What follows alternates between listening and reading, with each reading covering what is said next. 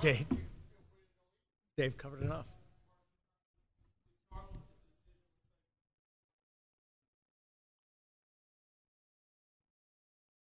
Definitely.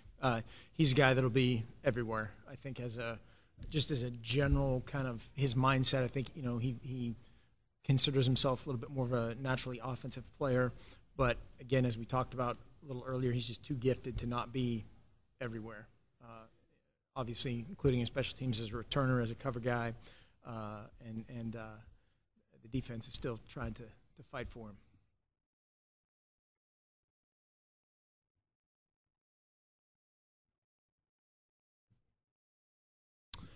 He's not going to be in fall camp, and his availability after that remains to be seen. But just how things played out, we added a different guy at that position through fall camp.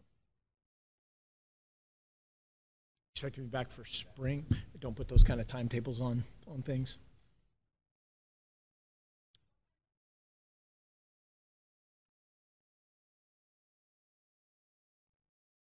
What kind of pressure?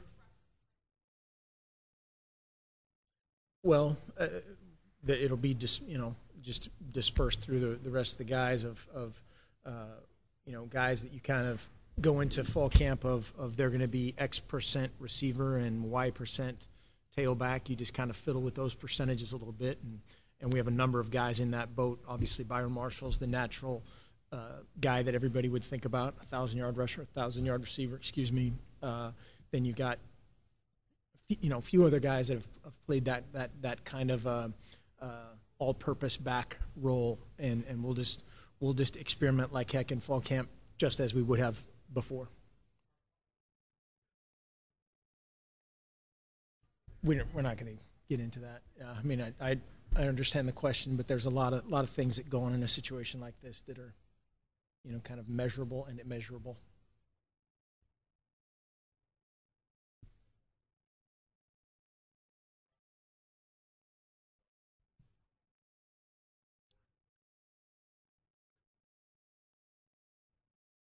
Oregon way. Things like that, whether it's officials or weather or injuries or whatever, it's us, and everybody's in it for us. And there's a ton of guys that have put in a ton of time that as soon as you kind of elevate the absence of someone over the contribution of somebody to come, that's definitely not our way, but we certainly want to do things right. We want to be tough. We want to be smart. We want to be disciplined on and off the field, and we believe very much in what we're doing. We have a ton of trust in our program from the coaches on down. I know that won't fit on a poster, but maybe.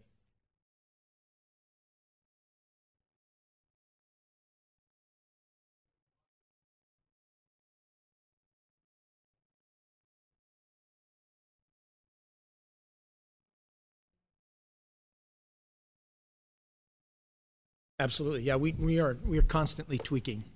Did you go deer hunting this morning, by the way? It's the only excuse for that kind of look, but we're constantly tweaking. I think that's part of it too. Is we have great people.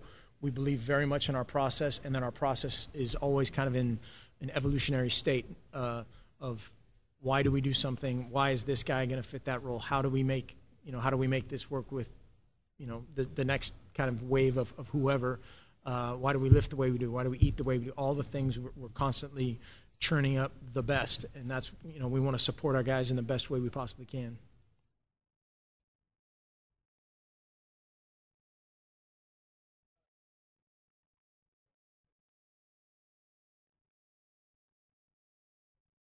Yeah, picking quarterback I think is it has to happen. You can't say, in my opinion, you can't say by August 29th or pick a date. We're going to name a guy, because that might not happen. That has to play out. It's kind of like leadership. You can't just say, okay, Ronnie, Johnny, and Danny, you guys are the captains. That doesn't work. So that plays itself out. I think ideally, absolutely in an ideal world, which sometimes we live in one, sometimes we don't, 5 to 6 days before the opener, but been in situations where that wasn't the case, and it plays out and it works out fine. scoring. We want to score the football, take care of the football, and score it, and that's really it.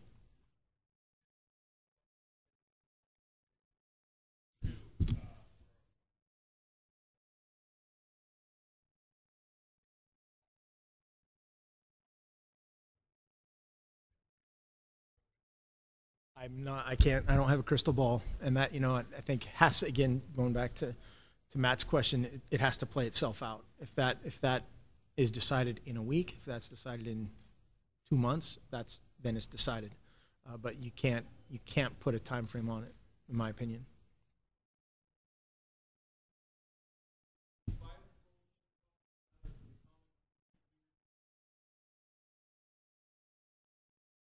It'll play itself out, yeah. But just between all those guys of the kind of young skill that we have that are, again, kind of those hybrid guys, we already had in place a bunch of plans for Byron, a bunch of plans, in our world for all those new-ish guys, whether it's I'm going to miss somebody, but Kirk or Jalen or Alex or Charles, certainly, all those guys that have done that before, Taj, Ty, there's a bunch of moving parts, and those percentages kind of just work out of where, who plays at what spot.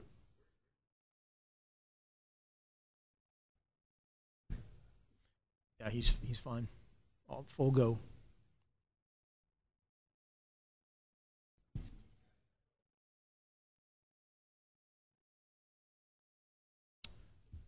At this phase right now, well, there's a ton of things. You're teaching guys how to practice. You're teaching guys how, just how we do things. Our older players always do a great job, and our veteran players, maybe not that old, do a great job of educating our guys on scheme, on how we do things. But you're still not out there full speed in practice, but just how we operate. And then you're in installation mode. You're in experimentation mode a little bit of trying to find out whether it's, we've got a bunch of young offensive linemen, how physical are they, how smart are they, how tough are they, all those things that you're trying to filter out and simultaneously educate, drill, filter out maybe who's going to, in down the road going to contribute this year, who's going to redshirt. There's a million things that are going on right now, but I think the biggest thing in establishing, certainly with the young guys, is how we do things, and then the roles kind of come out of that once you get through the install phase, and that is a couple weeks away.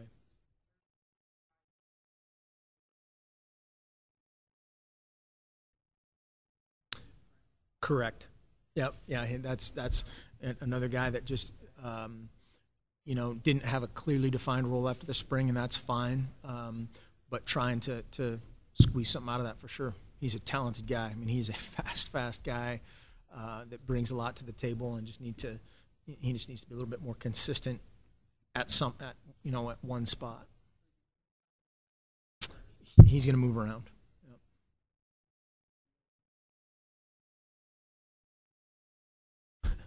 Yep. That whole situation, nothing's changed since we've last met. So, yeah.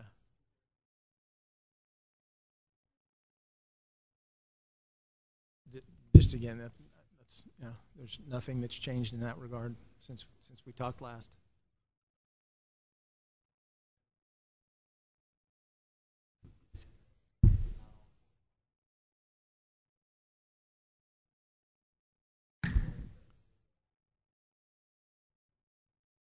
I do have clarification on that, and this is another thing. This would be the last time we discuss, but I can't remember. There were a couple guys there. Andrew was there. He can validate my outlandish statement that I made, which my first thing that I said is we don't condone any behavior of that nature, period, was the first thing I said. This gets validated. Correct, Andrew? Correct. Okay, and then we were talking about just the equity of the penalties and how equitable that was across the country when it had been announced that a couple guys get 1-game suspensions. Certainly there's other guys that get nothing, and he got a 6-game suspension, and we kind of bantered back and forth about that a little bit, and then I didn't bombastically say anything. I said essentially, yeah, I was even told that we were the only team tested. I said I don't know that to be a fact, and I still don't know that to be a fact, and I was told that. That doesn't, change anything. It's not an excuse in any way, shape, or form. It's certainly something that is being looked at and should be looked at. That's it.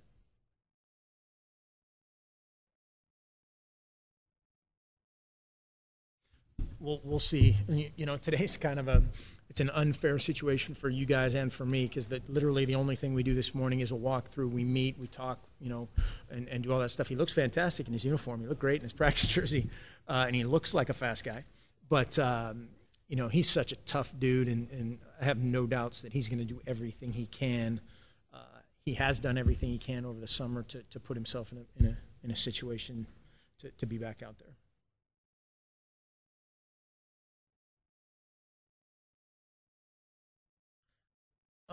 That will remain to be seen.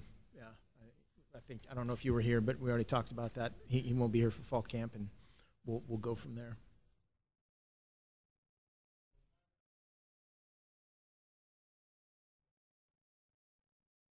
Sure hope so. Sure hope so. And I'm not trying to be coy. Is that the right word? Thanks. Yes, sir.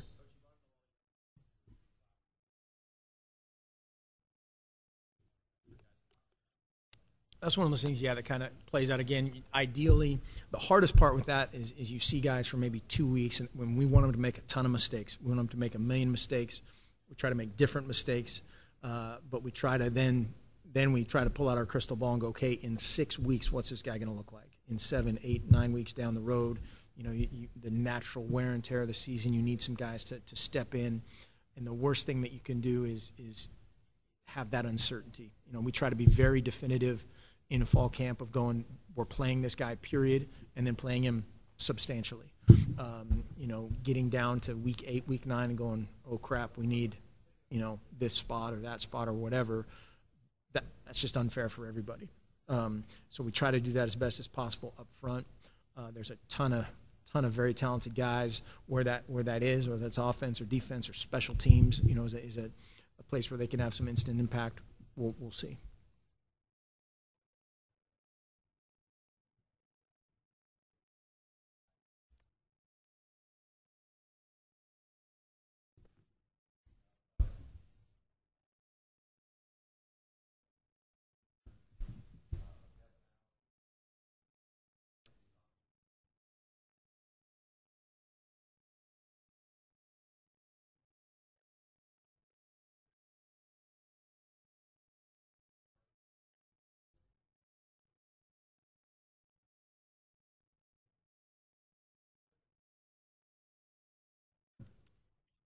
No, I mean, we can't operate that way. We're going to play our best guys in the best position, and unfortunately, you know, and you brought up, of course, everything that's happened here, and there's elsewhere where guys are unfortunately injured. Some of those are non-contact injuries. Some of those are, you know, just they're freak deals. Some of them are technique things. Some of them, they're all different situations.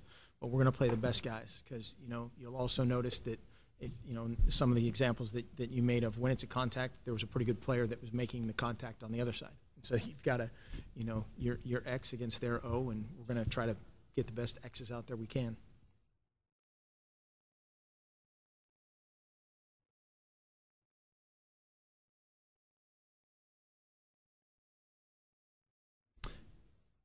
A little bit. You know, I think we try to do a little bit of a balancing act. One of our biggest strengths is just the horizontal leadership that happens within our team. And we want Rodney Hardrick to tutor all those guys. We want, you know, Jeff Lockey to tutor all those guys. We want Tyler Johnson, you know, all those guys that can just, they've all been there recently. They have a great feel for what it's like to transition, you know, all those things that you go through as a high school senior to a true freshman in college, and we want those guys to have those relationships. And then, yes, we did take advantage of, you know, the allotted time, which for us is not very much, with the either position coach or coordinator, a little bit more than we have in the past. But I don't want our players to be sick of our coaches in week 6. I don't want our, you know, or vice versa. At some point in the season. And from that standpoint, just being out there at the walkthrough today and seeing guys operate, seeing guys click from a signal standpoint, our veterans did a great job of weaning them in.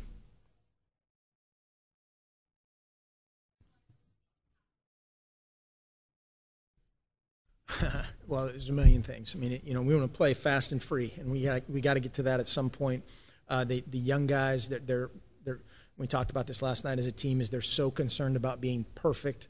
They either overthink it or tighten up or whatever, and just being fast and free. And that'll, talk to those guys always about making mistakes. The first million are on the coaches, and just go. And you're trying to establish depth. You're trying to establish roles. You're trying to establish toughness. There's a million things that you're trying to get done, and it's a constantly evolving deal.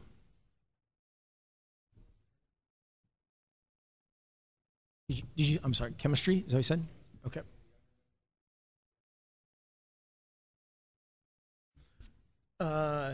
Well, again, we've only really seen that a couple days, and they've been great. And I don't know if you're alluding to like Matt Haggerty, but he came in, and people are worried about that whole fifth-year transfer guy, and I said a little earlier that the offensive line, there's not too many more fraternal kind of organizations than that, and he's just a cog, and just a guy that showed up and worked, and those guys didn't miss a beat at all.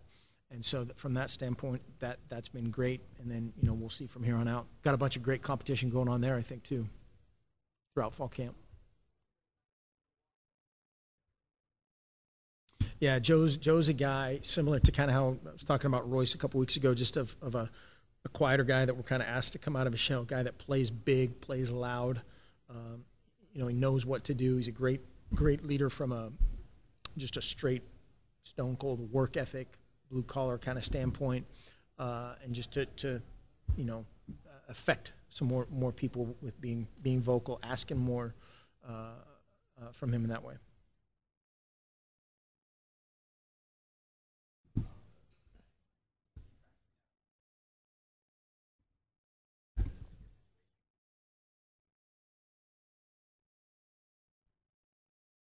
Well, it's always different when guys are coming back from, whether it's one injury or multiple injuries or whatever, and there's so many things that go into that too, of confidence, of it's one thing to be cleared on a test, which obviously our guys they go through that whole protocol, and then once they're out there, it's a confidence thing. It's trusting yourself, trusting your rehab, trusting your strength, trusting everything, trusting the guys next to you, and then kind of probably the best thing is to have it, get hit or kind of fail in some way, not obviously from an injury standpoint, and then be okay and get over that hump. And so whether it's him or some of these other guys, that's another thing that you try to get through in fall camp for sure.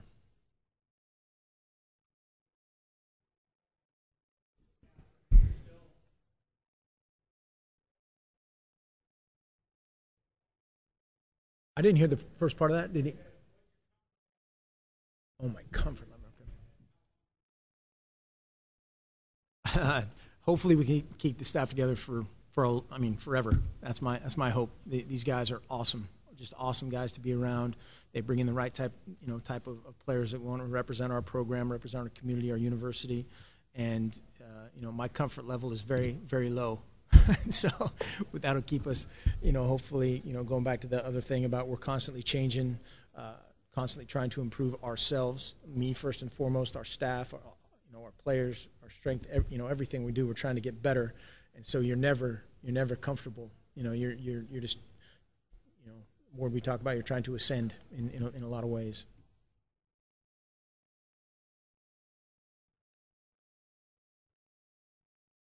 Well, they should have an advantage, certainly, of one of the things we talked about, just knowing how to practice, knowing how it works, knowing when we say this drill, they run over to this spot, they know where the bathrooms are, that's an advantage. All those things should give them a little bit of a leg up, and then just going out and doing it.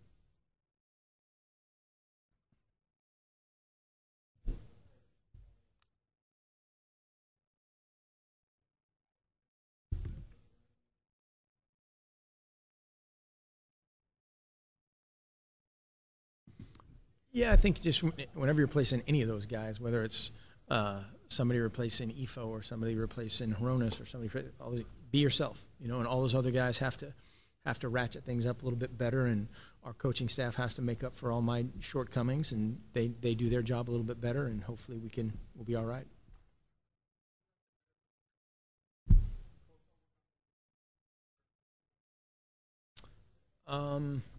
From a personnel standpoint, we'll find out. We really like our guys, and we really like how they work. I think there's a ton of roles that have to be defined in a good way. I think there's a lot of those talented guys, again, kind of at that offensive skill position. I like where our D-line depth is headed. But right now they're just, names on a board that you think you foresee doing things, and how they've prepared, how they've worked in the summer, how Coach Rad has them ready to go. It's encouraging, and now that's the exciting part of this time of year is you have to go out and find a way.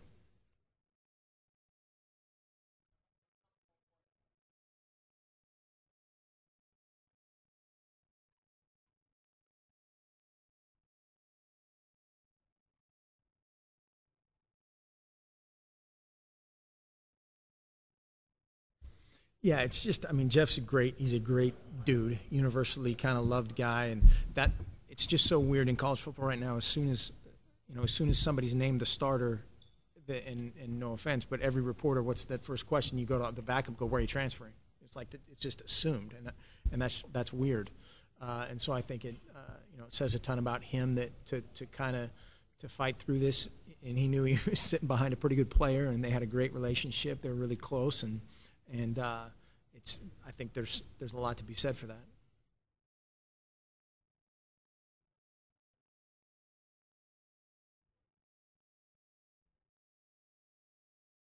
A million things. Communication, everything my wife says, of things that are my shortcomings, are shortcomings that show up on our football team, and so trying to communicate better. And there's a thousand things from a infrastructure standpoint that we're always trying to improve upon.